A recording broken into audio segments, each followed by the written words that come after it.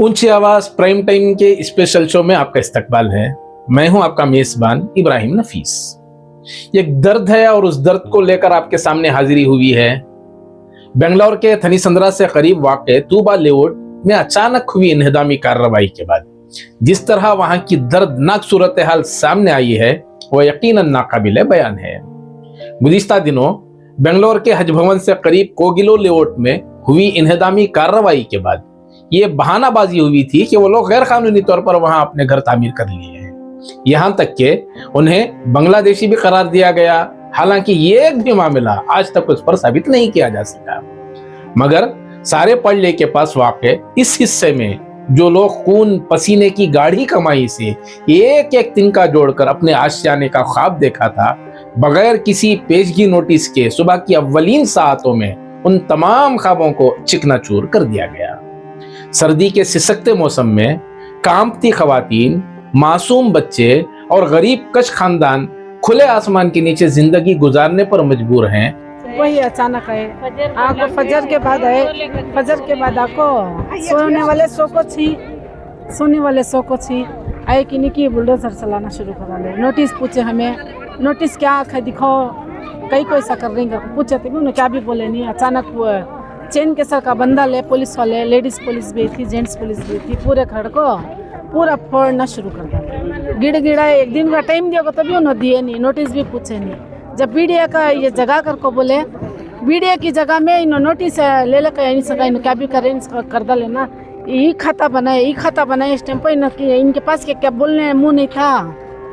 ई खाता नहीं बनता, मैं ये बीडीए का जगह ना, ये हमें ई खाता नहीं बना सकते।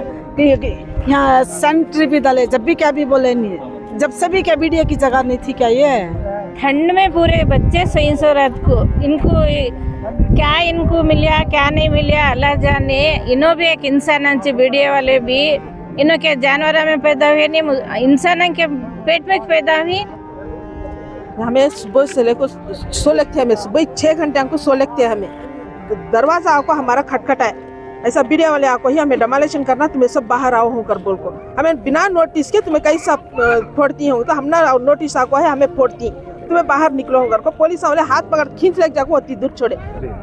हमको हम ना नोटिस भी दिए नहीं, क्या भी बोले भी नहीं, क्या भी नहीं। कल ही परसों रात में आए थे, कहते आए सभी मालूम नहीं कौन की बोले, बीडीए का कहते, बीडीए में सब आपको फोर्सिंग करते करको बोले। इस सिलसिले में ना वहां के रुकने असेंबली कृष्णा बैरेगौड़ा को कोई फिक्र लायक है और न ही दीगर सियासी कायदीन को इस दर्द का एहसास हो रहा है।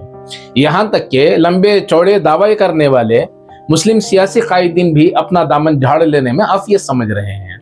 ऐसा लग रहा है कि मुस्लिम क़यादत का दम भरने वाले लीडरान अपनी पार्टी से वफादारी का सबूत देने में हर दूसरे पर सबकत हासिल करना चाहते हैं। अफसोस सद अफसोस कि इस मामले में मुस्लिम इकलौते वज़रा हों या खुद बीडीए के चेयरमैन को भी ये तौफीक हासिल नहीं हुई कि कम से कम इस मामले की हकीकत जानने के लिए उस जगह का दौरा कर लेते। हालांकि इस मकाम से 2-3 किलोमीटर की दूरी पर वाक़े हज भवन में उसी दिन मुस्लिम वज़रा, MLCs या समाजी कारकुनान और पार्टी के वफादारों का एक जम्मे गफीर था। और इस मौके पर सिवाय मौलाना मकसूद इमरान रशादी के इस मामले का तस्करा भी करने की किसी को तौफीक हासिल नहीं हुई या मकाम वारदात पर पहुंचकर उन बेसरो सामान अफराद की फरियाद सुन लेने की भी किसी को फुर्सत नहीं मिली। तो ई खाता तुम्हारे पास भी है? कंपनी आपका ई खाता कंपनी?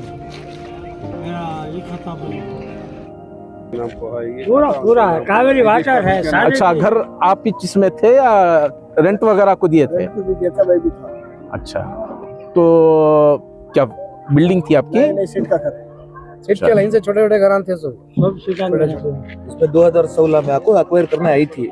एक्वायर करना आपको इधर का पूरा खाली करना तुम्हें करे। उस टाइम वो क्या हुआ, यहाँ वाले पूरे 30 पर जने उन्होंने क्या करे, जाको केस फाइल करे। केस फाइल में क्या करे थे ना, ये मंच 2003 से पहले जो जगह को रजिस्टर हो को है उनको बीडीए से डीनोटिफाई करो कर बोल इन्होंने आपको केस रजिस्टर करे। आदत में आपको मालूम भी नहीं क्या केस कर को। ऊंची आवाज की टीम जब यहाँ जायजा लेने पहुंची तो कई आंखों में आंसू थे और बेशतर अफराद का दर्द लरसते होंठों से जाहिर हो रहा था। ये कर्ब डॉक्यूमेंट्स की शक्ल में उन कागजात से जाहिर हो रहा था कि जिसको खुद हुकूमत के कारिंदों ने खाता, बिजली बिल, आधार कार्ड या आईडी कार्ड के तौर पर फराहम किया था। सलाम है उन नौजवान जियालों की खिदमत में जिन्होंने इस दर्द को अपना दर्द महसूस करते हुए वहां के मकीनों को कोई शर्ट्स की शक्ल में सर छुपाने का सामान मुहैया कर रहा था तो कोई खाने पीने की अशिया फराहम करने में मसरूफ था। और यह सब किसी की चापलूसी में नहीं बल्कि रज़ाए इलाही की खातिर किया जा रहा था। अलगरज देखना यह है कि सुकून की छत फराहम करने का ख्वाब लेकर जिस सरकार पर वोटों की बारिश की गई वो सरकार मजीद कितने आशियाने लूटेगी और एक तरफा वोट देने की मजीद कितनी कीमत अदा करना पड़ेगा या मजीद ऐसे कितने इम्तिहानात से हमें गुजरना पड़ेगा, ये आने वाला वक्त ही बताएगा।